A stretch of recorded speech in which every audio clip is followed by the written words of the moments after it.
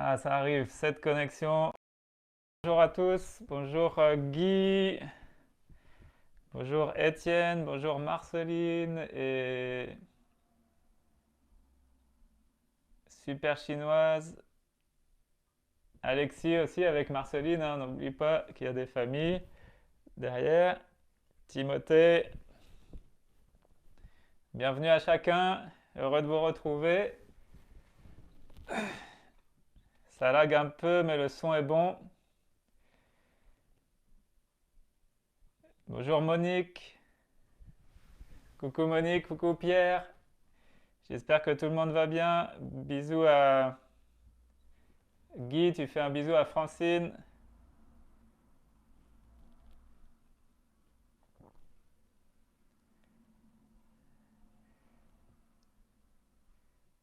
Voilà, je suis heureux de vous retrouver. On va, on va passer un bon moment dans la présence de Dieu, en tout cas je l'espère. Ah, Daniel Lecoq, bonjour Daniel.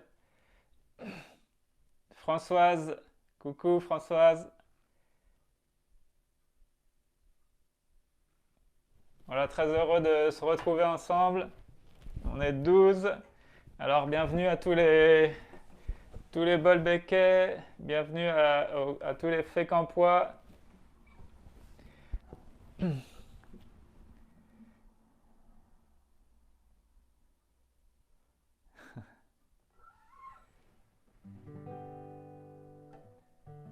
Voilà, dites-moi comment vous allez dans les commentaires. Alors, ça fait combien de jours de confinement? Je voudrais que vous me disiez. Dites-moi dans les commentaires combien de jours de confinement aujourd'hui.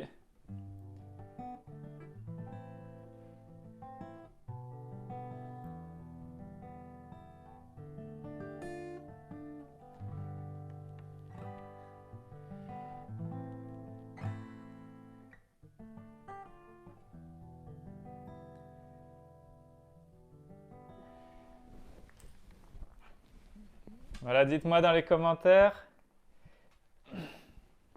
combien de jours de confinement aujourd'hui.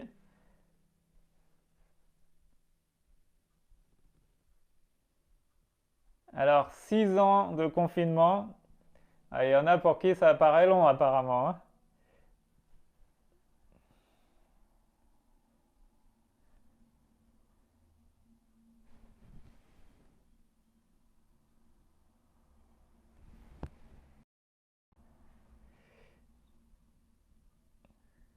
Et il y a des Côte-Beckais qui nous ont rejoints. Salut à Côte-Bec.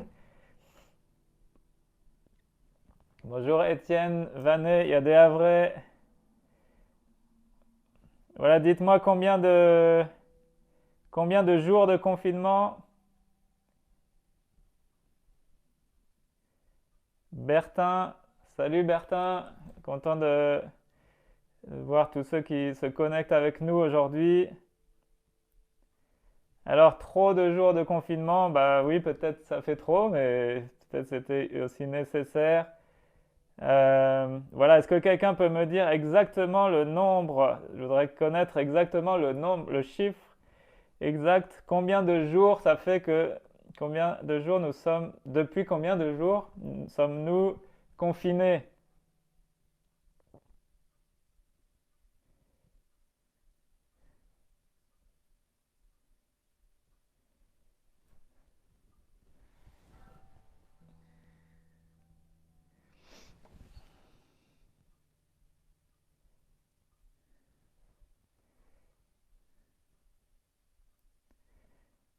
Un mois et demi, ça fait combien de jours?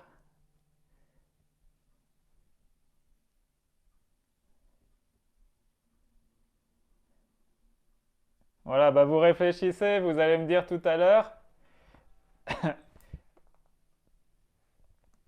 J'espère que vous allez bien, que vous avez passé une bonne semaine en vous appuyant sur la grâce de Dieu.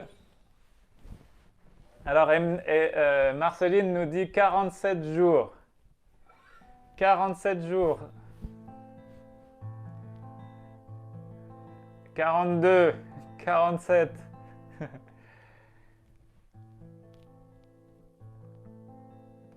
Est-ce que vous allez bien? Est-ce que ça s'est bien passé cette semaine pour vous? Voilà, j'espère que avec la grâce de Dieu, ça va pour tout le monde. Voilà, est-ce que vous avez bien vécu cette semaine?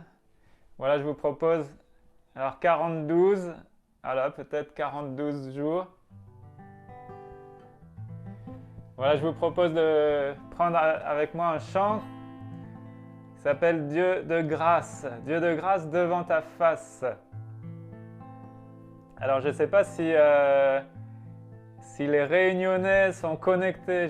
Je ne sais pas si... voilà, Alain et Joël, les Bolbecquais, nous rejoignent. Bonjour aux Bolbecquais. Bonjour à tous.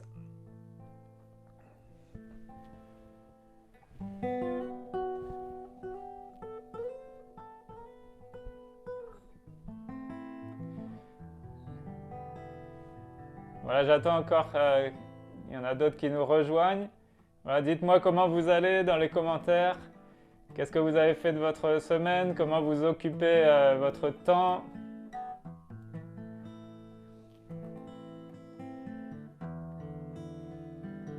Voilà, il y a Bruno la semaine dernière de la Réunion qui nous a réclamé un chant. Alors je voudrais le prendre avec vous aujourd'hui, mais je ne sais pas s'il est connecté. Je ne sais pas si les Réunionnais sont là.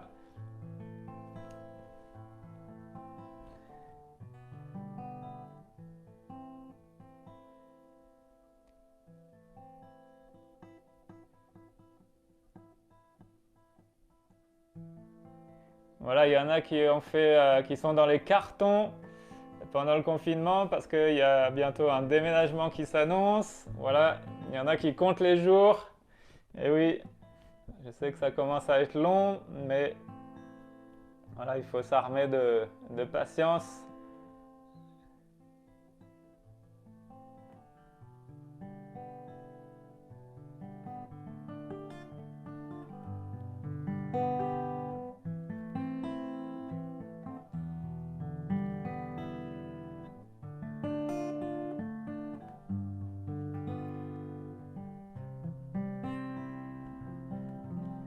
Voilà, je vous apprends avec vous ce chant Dieu de grâce devant ta face. Je viens sans rien cacher. Sans rien cacher. Et ce matin, c'est ce que nous voulons faire encore, ensemble, nous placer, aller nous réfugier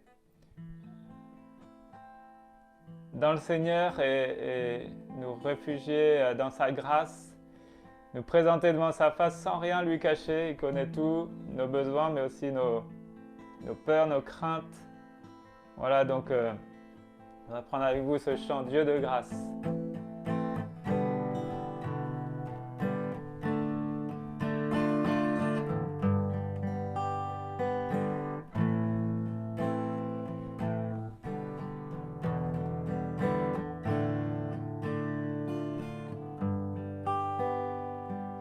Dieu de grâce devant ta face, je viens sans rien cacher.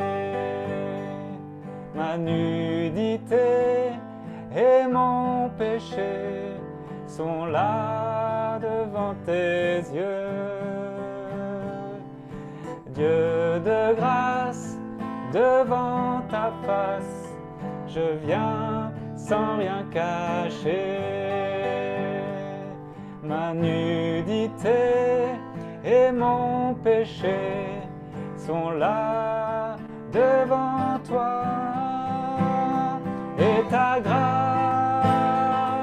me revêt de ta justice, ta bonté vient me couvrir d'amour. Ta vie me part et m'embellit.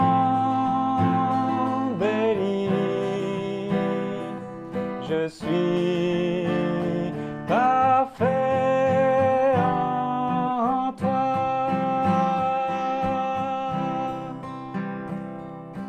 Dieu de grâce devant ta ta face, je viens sans rien cacher. Ma nudité et mon péché sont là devant tes yeux. Dieu de grâce, devant ta face, je viens sans rien cacher.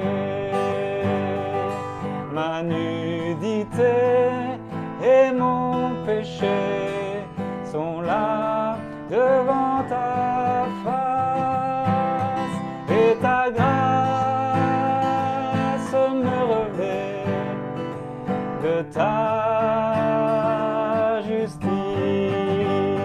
Ta bonté vient me couvrir d'amour. Ta vie me parle et m'embellit. Je suis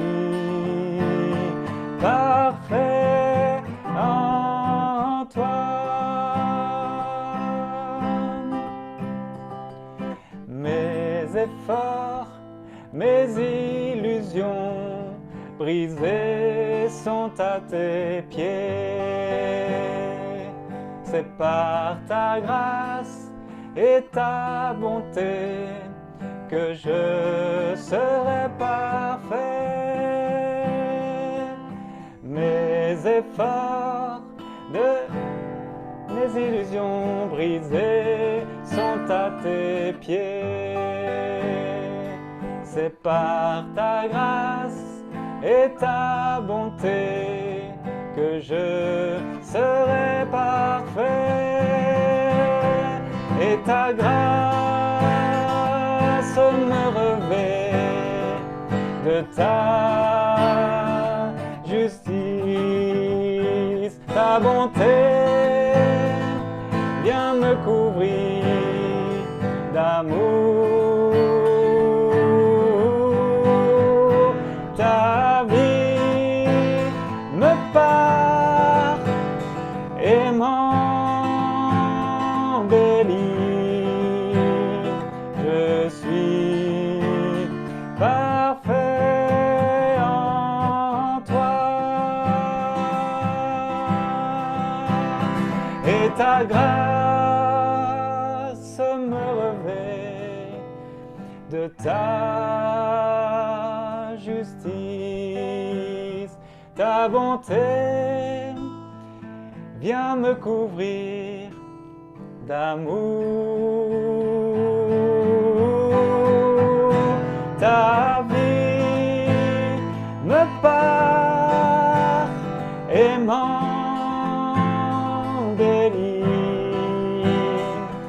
Je suis parfait en toi.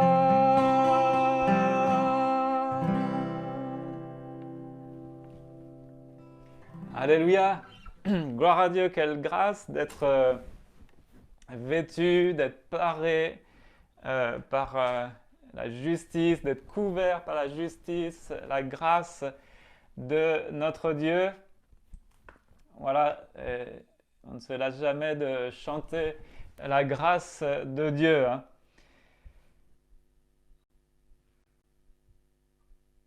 Voilà, j'espère que tout le monde va bien. Est-ce que c'est OK au niveau du son et de l'image? Voilà. Ah, Bruno vient de se connecter. Est-ce que tu as entendu le chant, Bruno? Je viens de terminer le chant, mais je ne sais pas si tu as eu l'occasion de l'entendre. Alors, tu seras obligé de regarder le replay. Voilà, donc,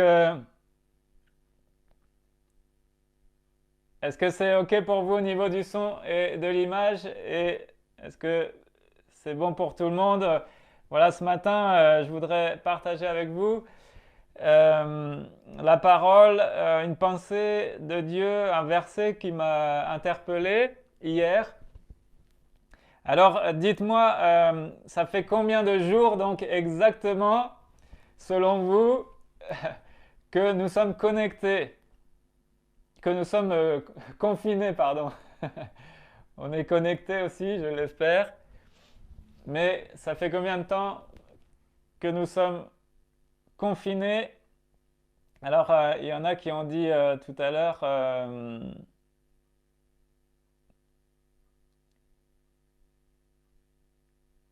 voilà, 42, 47.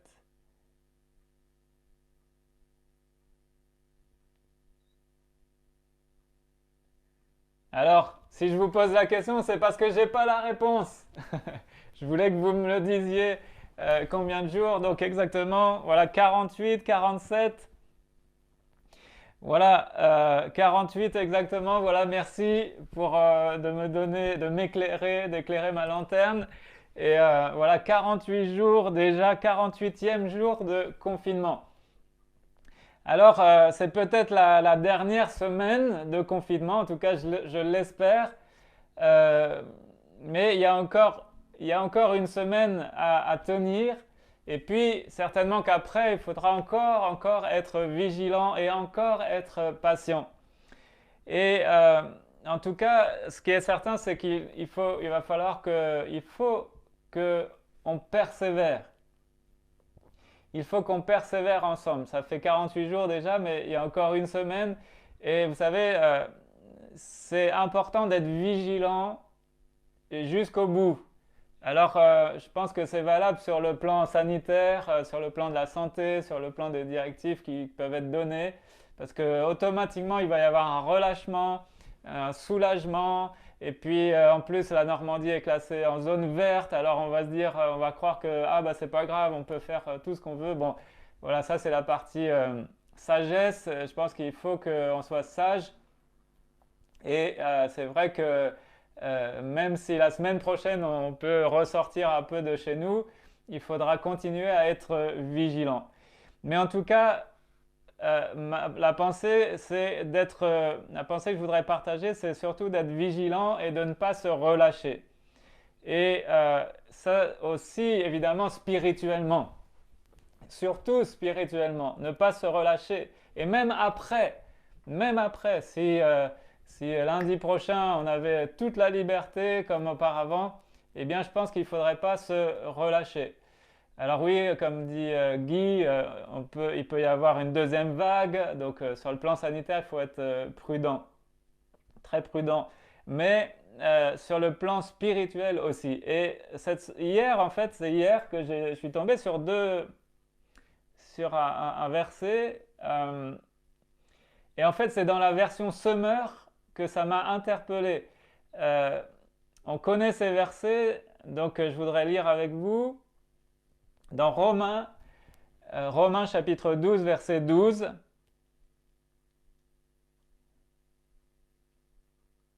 Romains chapitre 12, verset 12. Alors dans la version second, voilà, qu'on a l'habitude de lire, il est dit: réjouissez-vous en espérance, soyez patients dans l'affliction, persévérez dans la prière. Donc on connaît souvent cette expression-là, persévérer dans la prière. Mais dans la version Summer, voilà comment c'est dit, et j'aime beaucoup la version Summer ici. 3 points très simples, et ça va être notre plan pour aujourd'hui. L'espérance, qu'elle soit votre joie. L'épreuve, qu'elle vous trouve plein d'endurance. Et la prière, qu'elle soutienne votre persévérance. Voilà, je relis ce verset dans la version Summer. L'espérance, qu'elle soit votre joie. L'épreuve, qu'elle vous trouve plein d'endurance. Et la prière, qu'elle soutienne votre persévérance. Et j'avais jamais remarqué cette version-là, cette tournure de phrase-là, la prière qu'elle soutienne votre persévérance. Et on retrouve cette même expression dans Colossiens chapitre 4, verset 2. Colossiens chapitre 4 au verset 2, où il est dit, aussi dans la version seconde qu'on a plus l'habitude d'entendre, persévérer dans la prière. Et c'est ce qu'on veut faire, persévérer dans la prière, veillez-y avec action de grâce. Et dans la version Sommer, que la prière soutienne votre persévérance. La même expression, que la prière soutienne votre persévérance. Ensuite, soyez vigilants dans ce domaine, plein de reconnaissance envers Dieu. Donc on retrouve les trois mêmes étapes donc, qui sont la persévérance dans la prière, être vigilant, la vigilance dans l'épreuve, et puis la reconnaissance, donc quelle soit votre joie. Et ici, c'est soyez plein de reconnaissance envers Dieu. Je voudrais donc reprendre ces trois choses avec vous ce matin. Et la première chose, on a lu tout à l'heure, l'espérance. Premièrement, l'espérance. Quelle soit votre joie. L'espérance, deux points, quelle soit votre joie. Alors, pendant ce temps de confinement et pendant cette dernière semaine particulièrement, et j'insiste là-dessus, particulièrement pendant cette dernière semaine, ne laissez pas le diable vous ravir votre joie. Ne laissez pas le diable vous ravir votre joie. Et pour ça, ici, eh bien, c'est l'espérance. C'est notre espérance qui doit être notre joie. Ça veut dire quoi, l'espérance? Eh bien, ça veut dire que ici, le Seigneur, dans sa parole, nous invite à regarder c'est quoi notre espérance. Et notre espérance, vous savez, elle n'est pas pour demain, elle n'est pas pour après-demain. Notre espérance, elle n'est pas pour la sortie du confinement. Non, notre espérance, c'est la vie éternelle. On doit regarder bien plus loin. C'est ça notre espérance. Notre espérance, c'est donc le salut, la résurrection, la vie éternelle, la rencontre avec le Seigneur. On en a parlé, l'enlèvement de l'Église et le fait d'être pour toujours avec le Seigneur. Ça, c'est notre espérance. Et c'est cette espérance-là qui sera notre joie. Alléluia! C'est pas seulement l'espérance de sortir du confinement, c'est pas l'espérance, oui, de retrouver une certaine liberté. Et c'est vrai qu'on va être heureux de retrouver ça. Et c'est précieux, attention. Mais ce qui va nourrir notre joie, c'est bien plus loin qu'il faut regarder. Bien plus loin. C'est notre espérance, l'espérance de la gloire, l'espérance du ciel, l'espérance du salut. Voilà, donc ne laissez pas cette semaine le diable vous ravir votre joie et donc l'espérance qu'elle soit votre joie. Il faut que notre joie soit nourrie par l'espérance. Hein, la Bible dit que la joie de l'Éternel sera notre force. Hein, et la joie communiquée par le Saint-Esprit, la joie c'est le fruit de l'Esprit, eh bien la joie elle nous est communiquée avant tout par cette espérance glorieuse. C'est pas quelque chose qu'on attend comme ça, peut-être ben que oui, peut-être ben que non, hein, comme des bons Normands.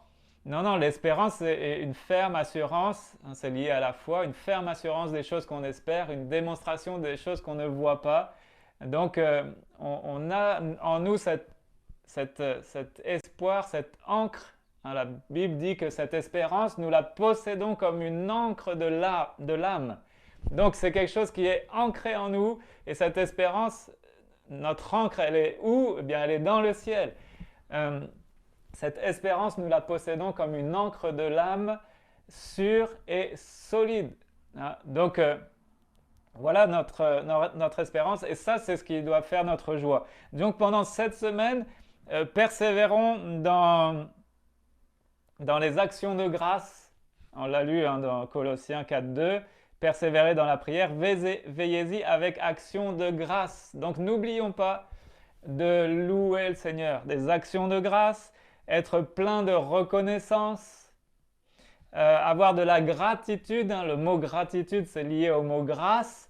Et je pense que si chaque jour on sait avoir de la gratitude, si on sait louer le Seigneur, le remercier pour sa grâce, son salut, son amour, sa délivrance, etc., et puis fixer les regards vers notre avenir glorieux en lui, eh bien on peut avoir que le cœur rempli de joie, d'une joie voilà, qui est toujours là. Et même si les circonstances peuvent être difficiles et nous accabler, en espérance, on se réjouit. Et donc chaque jour et tout le long de cette semaine et encore après, nous voulons donc abonder en action de grâce, être plein de reconnaissance, avoir de la gratitude, avoir voilà, avoir des temps de louange et aussi d'adoration, donc louer Dieu pour ce qu'il nous donne, ses bénédictions, ses grâces, ses bontés, mais aussi l'adoration, le louer pour ce qu'il est. Il est l'Éternel, il est de tout-puissant, il règne, il est assis sur son trône. Il n'y a aucun temps et aucune circonstance de l'histoire qui ne lui échappe. Tout est sous son contrôle. Et nous qui sommes ses enfants, eh bien plus encore, on est au bénéfice de sa toute-puissance, de son infinie sagesse. Il fait concourir, voilà, il fait concourir toutes choses, la synergie, il fait concourir toutes choses au bien de ceux qui l'aiment. Voilà, donc louange, adoration, voilà les choses dont on doit nourrir aussi nos journées tout le long de cette semaine-là, cette dernière semaine, mais plus encore après évidemment aussi. Donc, première chose, l'espérance, qu'elle soit votre joie. Deuxième chose, l'épreuve, qu'elle vous trouve plein d'endurance. On pourrait dire que nous sommes dans un temps d'épreuve. Peut-être pour certains, le confinement a été une véritable épreuve. Une véritable épreuve. Peut-être que certains l'ont mieux vécu que d'autres, mais peut-être que ça a été, et peut-être que cette dernière semaine s'annonce aussi pour vous comme une véritable épreuve. Et parfois, au-delà du confinement, il y a d'autres épreuves. Des frères et sœurs sont malades, ont été hospitalisés, par exemple. Voilà, je veux penser à notre sœur Renée, à mon frère Jean-Max, voilà, sur Bolbec, des frères et sœurs qui ont eu aussi leur lot d'épreuves là, pendant ce confinement. Donc on veut penser à ça. Mais l'épreuve, ici, l'épreuve qu'elle vous trouve plein d'endurance. Plein d'endurance. La Bible nous dit qu'il vaut mieux la fin d'une chose que son commencement. Et là, peut-être qu'on va bien comprendre ce verset, puisque c'est sûr qu'il vaut mieux la fin du confinement que son commencement. Mieux vaut la fin d'une chose que son commencement. Et là, on arrive donc à la septième, c'est bien ça, septième semaine de confinement. Et vous avez dit qu'on arrive aux alentours de 40 et quelques jours de confinement. 48 jours de confinement. Alors ça m'a fait penser, et ça m'a fait penser à quelque chose, ça m'a fait penser aux 40 jours de tentation du Seigneur Jésus. Et là, le fait d'avoir vécu une quarantaine de jours en confinement, ça nous permet de mettre en perspective le temps d'épreuve du Seigneur Jésus, le temps qu'il a passé dans le désert à être tenté. Imaginez ce qu'on vient de vivre là. Donc apparemment, on va rentrer dans la septième semaine, hein, il me semble. Enfin bref, vous ferez les calculs après. Imaginez tout le temps qu'on vient de passer en confinement. Imaginez la même chose dans le désert, sans nourriture et sans eau. Vous imaginez ça? Vous arrivez à vous imaginer dans cette situation? Et la Bible nous précise que c'est dans Matthieu chapitre 4 verset 1. La Bible nous précise que c'est le Saint-Esprit qui a mené Jésus dans le désert. Alors Jésus fut emmené par l'Esprit dans le désert pour être tenté par le diable. Et il a jeûné 40 jours et 40 nuits. Donc, le fait d'avoir vécu ce confinement, ça nous permet de mettre en perspective ça, de s'imaginer, waouh, quand même, le Seigneur Jésus, lui, il a été confiné dans le désert et pendant 40 jours et 40 nuits, il a jeûné et prié. Et pendant ces 40 jours, on ne sait pas trop qu'est-ce qu'il a vécu, mais en tout cas, c'était pour y être tenté. Et ce que je remarque, c'est à quel moment Jésus a été tenté. Est-ce que vous pouvez me mettre dans les commentaires à quel moment Jésus a été tenté? Est-ce que vous vous souvenez?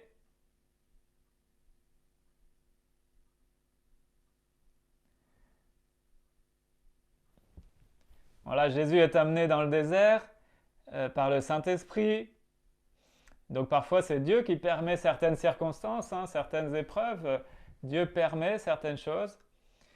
Et oui, effectivement, Sarah a répondu la première. Voilà, on va distribuer les Oscars ce matin aussi pour les bonnes réponses.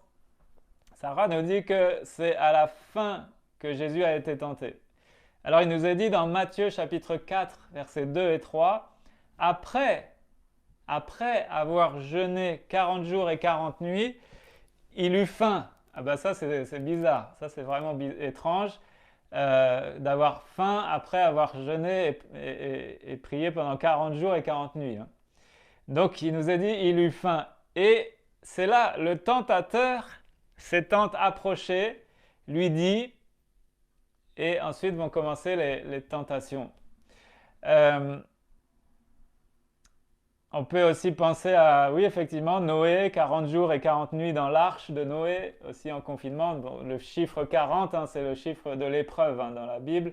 Donc il y a beaucoup d'épreuves comme ça qui ont duré 40 jours. Donc Jésus, lorsqu'il était dans le désert, je ne sais pas s'il a été... on ne sait pas trop ce qui s'est passé, on ne sait pas s'il a été tenté pendant 40 jours. Alors peut-être c'est possible que pendant 40 jours, bien, il a été tenté peut-être par des puissances démoniaques, les démons qui étaient à l'œuvre. Mais en tout cas, ce qui est sûr, c'est que à la fin des 40 jours, c'est le diable en personne qui vient. À la fin des 40 jours. Et on peut dire que ça va peut-être crescendo. Parce qu'évidemment, plus ça va, plus il a faim. Plus ça va, plus il lutte avec son propre corps, ses propres besoins physiologiques. Et puis, en plus de ça, c'est au moment où il va être le plus fatigué, donc le plus vulnérable, évidemment. Vous savez, c'est toujours à ce moment-là que le diable choisit d'attaquer. C'est quand on est vulnérable, quand on est fatigué, quand on a des besoins, et puis que le diable va nous proposer de répondre à ces besoins de manière, au mauvais moment, de la mauvaise manière, et pas avec les bonnes personnes. Voilà, ça c'est les tentations du diable. Mais on voit que, eh bien, il est arrivé à la fin des 40 jours. Et là, nous, on arrive à la fin du confinement, et c'est pour ça que j'ai cette pensée de vous dire, soyez vigilants.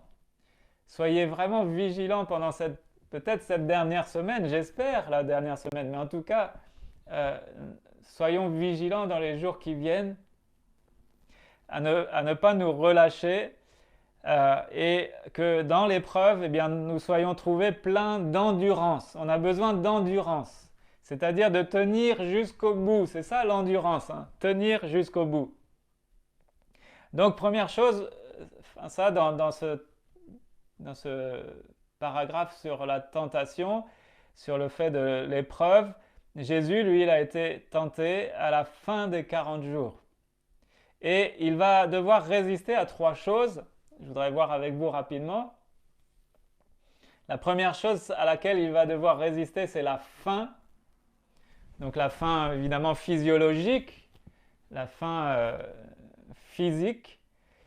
Et là, qu'est-ce que le diable va faire? Eh bien, il lui propose des pains.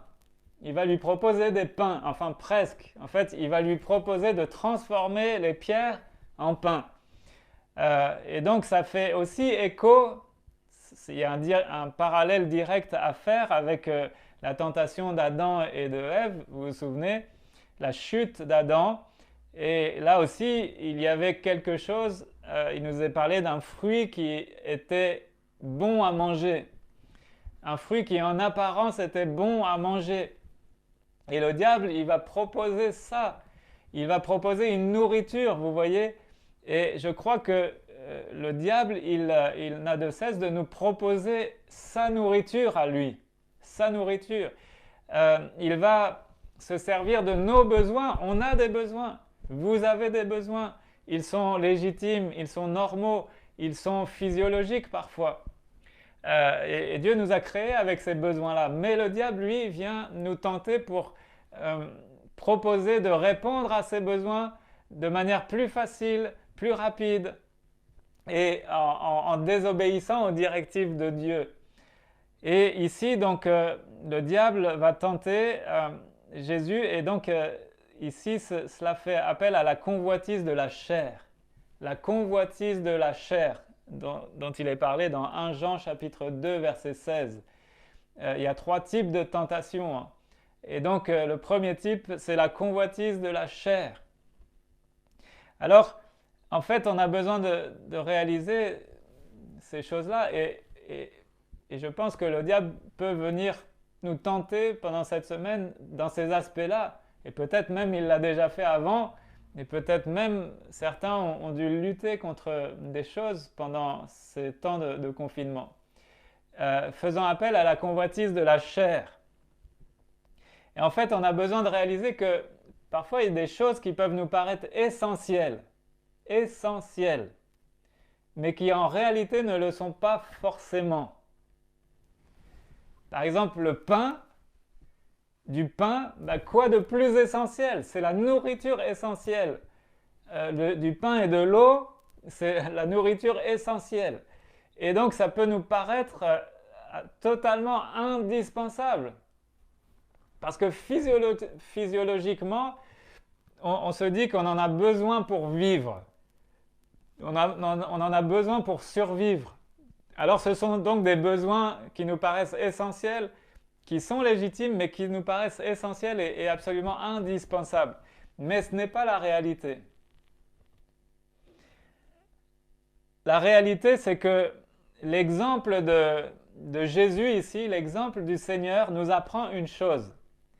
C'est que le maintien de la vie physique, et bon, on a besoin de foi pour comprendre ça, mais le maintien de la vie physique, ce n'est pas une nécessité.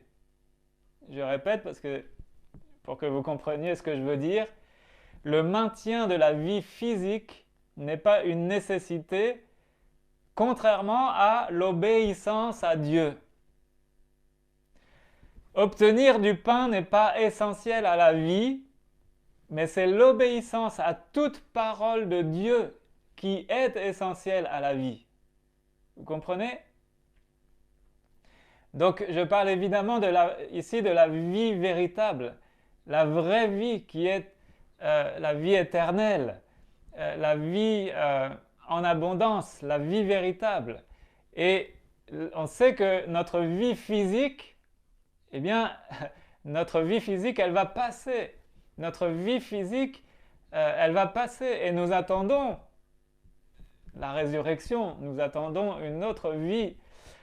Et donc, on a besoin de réaliser que l'essentiel, c'est-à-dire ce qui fait l'essence de notre vie, eh bien, ce n'est pas le pain, ce n'est pas la nourriture qu'on mange, mais c'est la parole de Dieu. C'est lui qui nous maintient en vie. C'est Dieu qui nous donne le souffle de vie chaque jour. Et notre vie, elle dépend de lui. Donc c'est lui l'essentiel. Ce n'est pas la nourriture. L'homme ne vivra pas de pain seulement, mais de toute parole qui nous vient de la bouche de l'Éternel, qui sort de la bouche de l'Éternel. Donc c'est ça l'essentiel. Et donc il y a plus important encore que de pallier à nos besoins physiologiques. Ça peut être la faim, mais on peut aussi penser aux besoins d'ordre sexuel et toutes ces choses. Eh bien, ce n'est pas ça l'essentiel. L'essentiel, c'est Notre vie avec Dieu, c'est l'obéissance à Dieu. Et on sait que si on obéit à Dieu, eh bien lui, le revers de la médaille, c'est que lui va pourvoir à tous nos besoins. Lui, il va pourvoir à nos besoins physiologiques. D'accord? Donc, on a besoin de comprendre cela. Et c'est important de le comprendre aussi quand vient la tentation, quand le diable vient nous proposer des choses de manière facile, rapide, venir combler un besoin, parce qu'on a l'impression, on croit que c'est essentiel à notre survie. Je voudrais juste aborder un détail, un domaine particulier, c'est que peut-être que tu penses que tes désirs sexuels sont essentiels, que tu peux pas t'en passer, que sont essentiels, mais ils ne le sont pas. Ils ne le sont pas. Sinon, s'ils étaient essentiels, Dieu n'aurait pas créé les célibataires. Vous comprenez ce que je veux dire?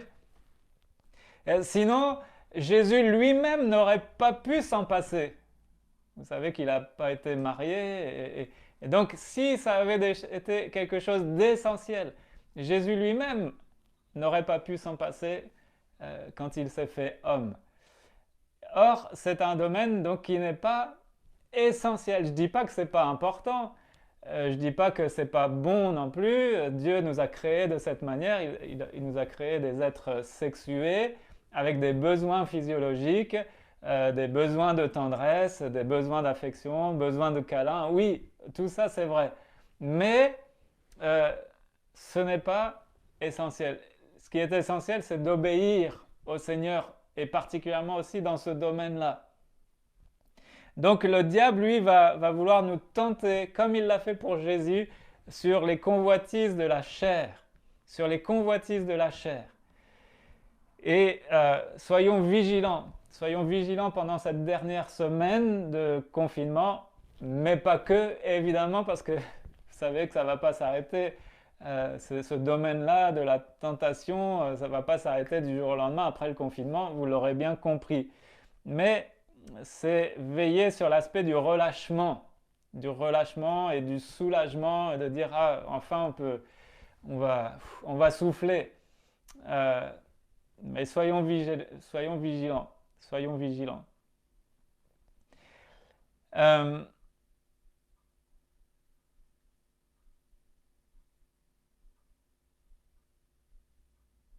Ensuite, Jésus va être tenté donc sur. Alors, j'ai l'impression que.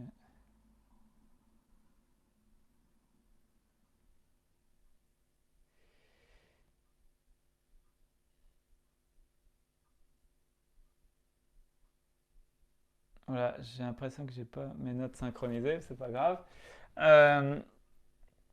Ensuite, Jésus va être tenté sur les aspects de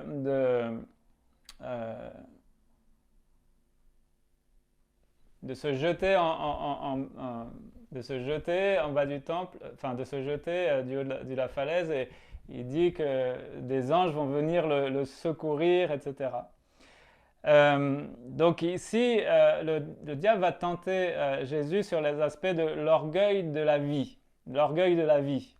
Et là encore, il y a un parallèle avec Adam et Ève qui, eux, ont été tentés aussi dans ce domaine-là, où il est dit l'arbre de la tentation, l'arbre de la connaissance du bien et du mal. Le diable leur fait croire, leur fait dire, l'arbre, ils pensent que l'arbre est précieux pour leur ouvrir l'intelligence.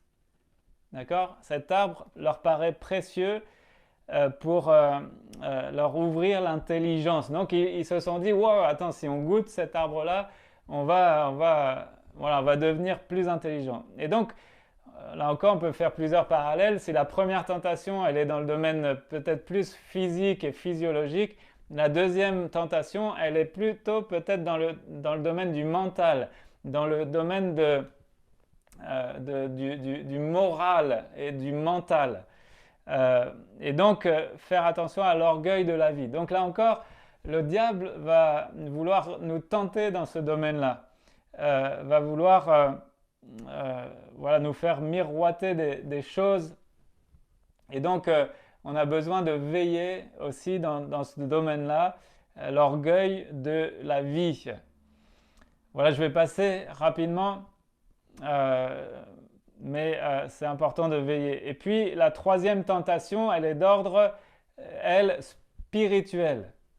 Donc, tentation d'ordre physique, tentation d'ordre mental, moral, et puis tentation d'ordre spirituel. La troisième tentation, c'est le diable qui transporte Jésus sur une montagne élevée et qui lui montre tous les royaumes du monde, et il se propose de lui offrir tout ça en échange de l'adorer. Donc ici, il y a la notion d'adoration.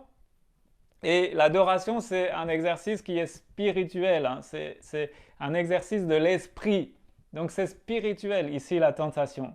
Et donc là encore, ça fait un parallèle avec la tentation d'Adam et Ève, lorsque le diable leur dit, mais si vous mangez cet arbre, ce fruit de l'arbre de la connaissance du bien et du mal, vous serez comme des dieux.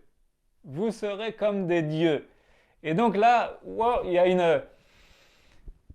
a une flatterie évidemment, mais il y a une tentation qui est d'ordre spirituel. Parce que la tentation ici, c'est c'est Dieu qui doit qui doit rester notre Dieu.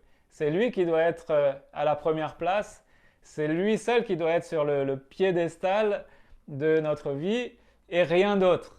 Et la tentation spirituelle, c'est de déchoir le vrai Dieu de sa position de seul Dieu et puis de mettre un autre Dieu à la place. C'est ça la tentation spirituelle.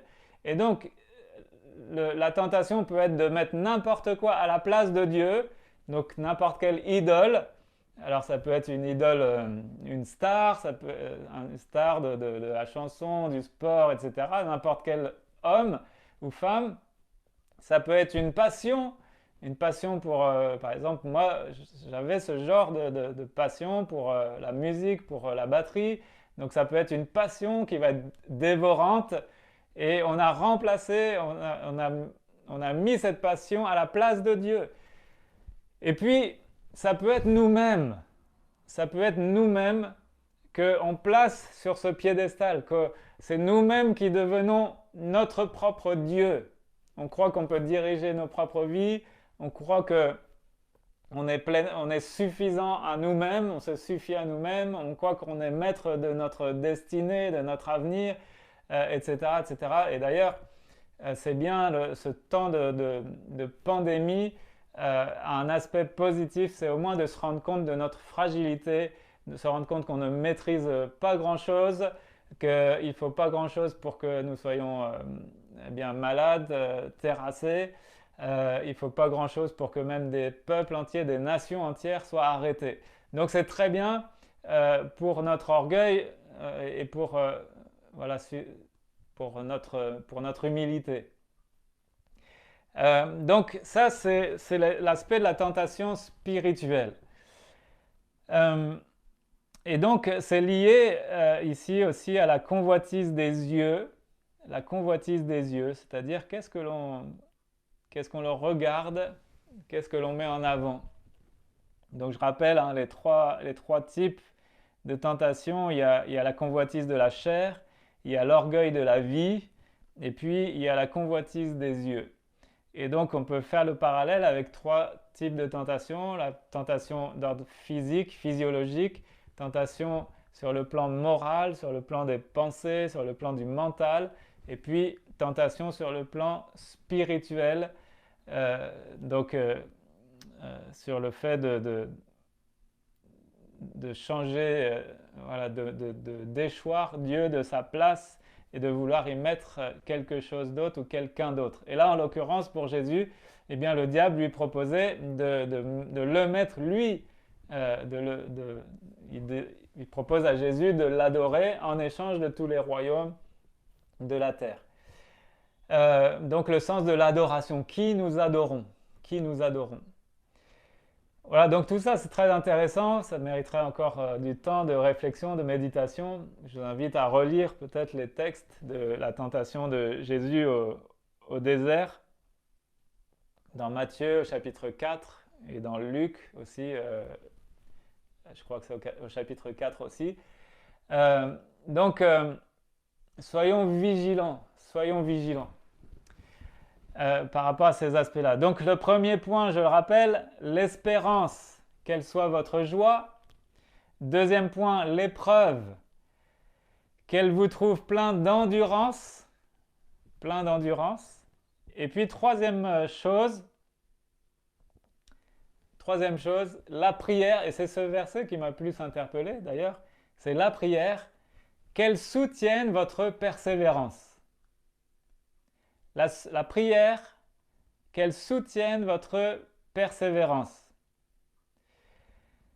Donc, il y a quelque chose de particulier ici, j'avais jamais remarqué ça sous cet angle-là, mais parfois on a tendance à inverser certaines choses, et il faut les remettre à l'endroit. La prière, qu'elle soutienne votre persévérance. Souvent dans la Louis II, on a enregistré ce verset qui nous dit « persévérer dans la prière ». Persévérer dans la prière. Mais en fait, ce n'est pas la persévérance qui doit nous aider à prier, mais c'est la prière qui va nous aider à persévérer. Est-ce que vous comprenez bien la différence? Vous voyez, ça c'est une nuance qui me paraît très importante. Ce n'est pas la persévérance qui va nous aider à prier, donc sous-entendu notre propre persévérance, notre propre force, notre propre volonté, on va se dire, allez, oui, je dois persévérer, il faut que je prie, il faut que je prie, il faut que je fasse, il faut que ceci, cela. Ce n'est pas la persévérance qui va nous aider à prier, mais c'est la prière qui va nous aider à persévérer. Donc si on manque de persévérance, qu'est-ce qu'on doit faire? On doit prier. Même si on est faible, même si on est fatigué, même si on est découragé, c'est là justement qu'il faut prier. Et c'est là dans la prière qu'on va être renouvelé, ressourcé, régénéré. C'est là que le Seigneur va nous donner des forces nouvelles, du courage nouveau, un zèle nouveau. Donc voilà, remettons peut-être la chose à l'endroit et réalisons que c'est la prière qui va nous donner le reste. C'est dans la prière qu'on doit se tenir pour nourrir tout le reste. Si je me tiens dans la prière, Dieu va soutenir ma persévérance. Dieu lui-même va me donner. Dieu lui-même va nous donner de la persévérance. Donc de persévérer, de continuer d'avancer, pas à pas. À chaque jour suffit sa grâce. À chaque jour, je persévère. À chaque jour, je me confie, je m'appuie dans le Seigneur, je me réfugie en lui. Et puis chaque jour, bien, je progresse, j'avance, j'apprends de mes erreurs. Et puis je recommence et j'avance, etc., etc., etc. Mais ça commence par la prière. Et puis évidemment, si on fait ça dans la prière, on se tient dans la prière, et puis le Seigneur nous donne de la persévérance, eh bien ça va avoir un impact sur le deuxième aspect. Ça va nous donner de l'endurance et on va être mieux armé pour résister face à l'épreuve, face à la tentation. Mais ça se passe encore une fois dans la prière. Et puis, la même chose pour la prière qui va nourrir notre espérance. Parce que quand on prie, on se confie dans le Dieu en qui se tient notre vie et le Dieu qui a pour nous en réserve la vie éternelle, la résurrection. Il est la résurrection et la vie. Et donc, c'est ce qui va aussi nous donner notre joie. Donc, vous voyez, c'est comme une fusée à 3 étages, mais ça commence par la prière. La prière, ça va être le fuel, ça va être le kérosène qui va nous propulser dans les autres éléments. La prière va soutenir notre persévérance. Ensuite, la persévérance, elle va nous donner de l'endurance pour affronter les épreuves, les tentations, les difficultés. Et puis, dans la prière, ça va nourrir notre espérance. Et l'espérance va nous donner de la joie. Voilà, de la joie. Et là aussi, c'est du fuel, c'est ce qui va alimenter notre moteur, c'est ce qui va alimenter notre zèle. Donc, pendant cette semaine et par la suite, voilà, continuons, persévérons, avançons. Et donc, je répète ce verset, j'aime beaucoup, la prière, qu'elle soutienne votre persévérance. La prière, qu'elle soutienne votre persévérance. Juste avant de terminer, il y a une notion aussi qui est intéressante à relever. C'est que, en fait, Jésus, comment est-ce qu'il a réussi à résister à la tentation du diable?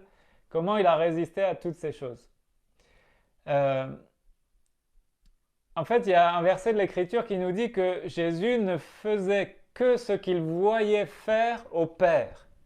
Jésus ne faisait que ce qu'il voyait faire au Père.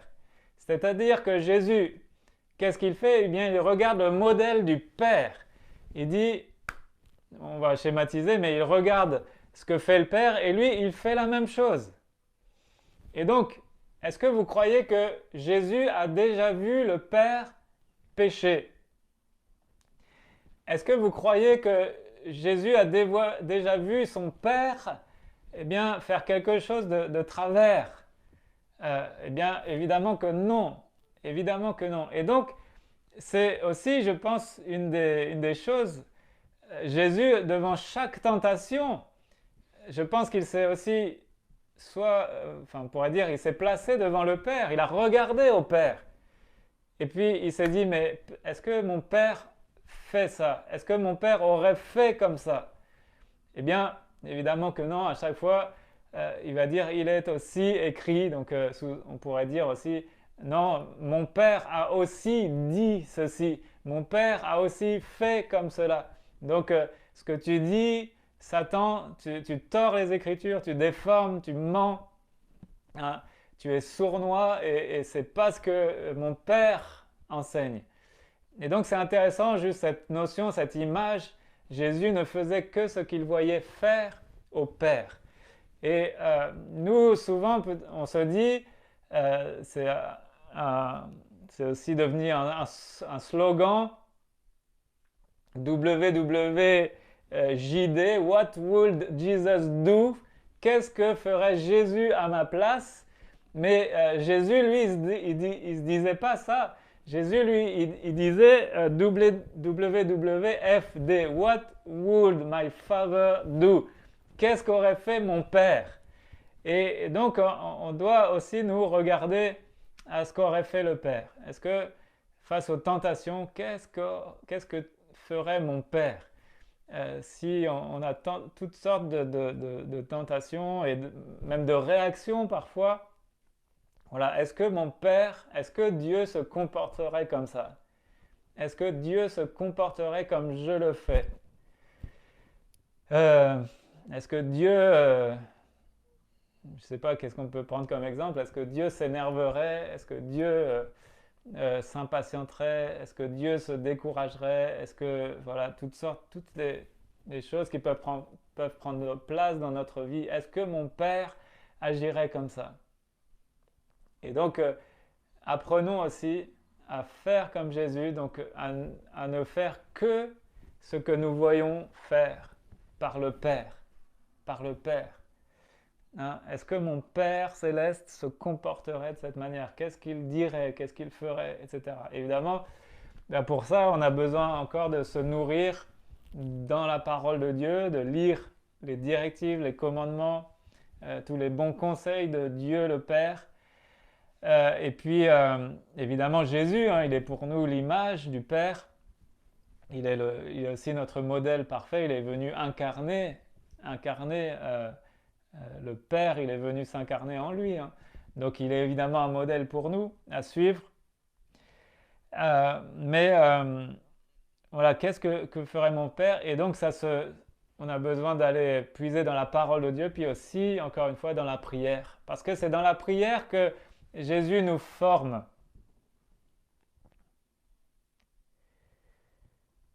c'est dans la prière que Dieu nous forme, il nous forge à sa ressemblance, à la ressemblance parfaite du Fils bien-aimé. Et donc, c'est encore une fois dans la prière qu'on va être coulé dans le moule du Père. On va être calqué sur le modèle du Père et sur le modèle de notre Seigneur Jésus.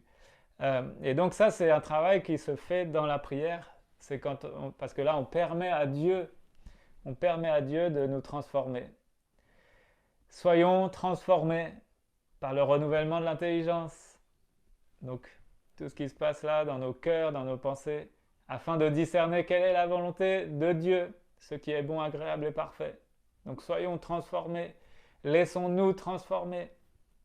Et puis, le Seigneur nous change, nous change nous aide à marcher de progrès en progrès, de gloire en gloire. Donc, c'est des choses que Dieu fait aussi en nous au fur et à mesure, et on doit croître, on doit grandir jusqu'à atteindre la stature parfaite de Christ. Hein. Et donc, le caractère, vous savez, le mot caractère, c'était utilisé pour l'imprimerie, un caractère d'imprimerie, donc c'est quelque chose qui était gravé, un caractère qui était imprimé, gravé sur quelque chose. Et donc le caractère de Christ doit être gravé en nous, il doit être imprimé, on doit être vraiment comme calqué sur lui. Voilà, donc, et c'est de cette manière-là qu'on va résister à la parole, à la tentation, toutes sortes de tentations qui peuvent se présenter. Voilà, donc voilà ce que j'avais à cœur de partager. Je relis le verset du jour, donc Romains chapitre 12, verset 12, que j'aime particulièrement dans la version Summer. L'espérance, qu'elle soit votre joie, l'épreuve, qu'elle vous trouve plein d'endurance, et la prière, qu'elle soutienne votre persévérance. Amen. Voilà, je vous propose de prier avec moi. Voilà, Seigneur, merci de ta parole déjà qui, moi, m'encourage personnellement.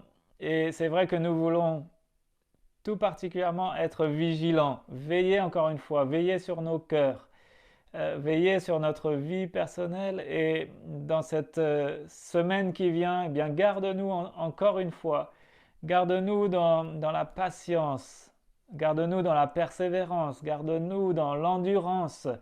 Ô Seigneur, garde-nous dans l'espérance qui est la nôtre, et nous voulons te demander de nous donner cette joie. Nous voulons fixer les regards vers, oui, l'espérance qui est la nôtre, notre espérance du salut, de la vie éternelle, notre avenir qui est entre tes mains. Et ça, c'est quelque chose que, oui, nous serrons dans notre cœur, c'est quelque chose que nous possédons comme une encre de l'âme sûre et solide, sûre et certaine. Tes promesses qui sont oui et amen en Jésus-Christ. Alors merci de sceller tout cela dans nos cœurs, et que pendant cette semaine, on ne cède pas ni au découragement ni à la tristesse, mais que nos cœurs soient remplis de ta joie à cause de l'espérance qui est en nous. Merci Seigneur de nous aider à résister face à l'épreuve. Eh bien, donne-nous de l'endurance, que nous puissions courir et persévérer jusqu'au bout, Seigneur. Et ce, non pas seulement jusqu'au bout du confinement, mais jusqu'à ton retour, comme nous l'avons déjà évoqué auparavant. Donne-nous cette endurance jusqu'au bout, de ne pas nous relâcher, de ne pas nous fatiguer, de ne pas nous lasser, mais dans cette marche de foi, eh bien, nous voulons persévérer avec toi et en comptant sur ta grâce jusqu'au bout. Et puis, aide-nous, Seigneur, dans le domaine de la prière, et que cette prière, eh bien, elle nous donne de la persévérance, là encore. Seigneur Jésus, viens donner à mes frères et à mes sœurs tout le long de cette semaine, eh bien, cette persévérance. Et nous, notre responsabilité, elle consiste à nous tenir dans la prière, à nous tenir à genoux devant toi, à nous confier aussi tout le long de nos journées, nous confier en toi par le moyen de la prière, être connecté à toi en permanence par l'Esprit, Seigneur. Merci de nous faire grâce. Merci de déposer ta parole dans nos cœurs. Et pendant toute cette semaine qui vient, eh bien, tu nous gardes et tu nous aides à saisir, toi, tout ce que tu as préparé, toutes tes grâces et toutes tes bontés. Je te prie aussi de préparer la suite, la sortie du confinement, et donne-nous de la sagesse, donne-nous de la vigilance, et là aussi, garde-nous, tu es notre protecteur, et nous avons besoin de toi. Bénis les églises, bénis chacun de mes frères et sœurs, et aide-nous, voilà, dans tous les projets d'église, chaque assemblée, que vraiment tu poses ta main, et que tu nous conduises dans ces moments. On a besoin vraiment de ta sagesse. C'est dans le nom de Jésus que je te prie, Père. Amen. Amen. Voilà, j'espère que ça vous aura encouragé. Je vais vous dire à tous une bonne semaine, un bon appétit pour commencer. Il est midi 7. Voilà, je vais vous laisser et vous souhaiter à tous vraiment déjà une bonne journée. Soyez bénis, soyez fortifiés.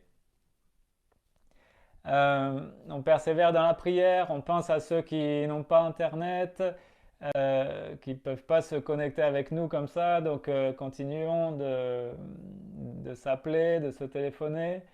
On pense à ceux qui souffrent dans leur corps, dans leur santé, que ce soit à cause du virus ou pour d'autres raisons, mais on veut prier évidemment, continuer de prier pour tout cela. Et puis je vous souhaite à tous une bonne semaine. Voilà, soyez bénis, soyez encouragés. Je vous dis à bientôt voilà, euh, sur Facebook ou sur YouTube pour d'autres vidéos. On va terminer mardi prochain, par exemple, la série de vidéos sur la prière, sur les 4 prières de repentance que l'on trouve dans l'Ancien Testament. Voilà, donc je vous donne rendez-vous à très vite. Voilà, bisous à tous, soyez bénis.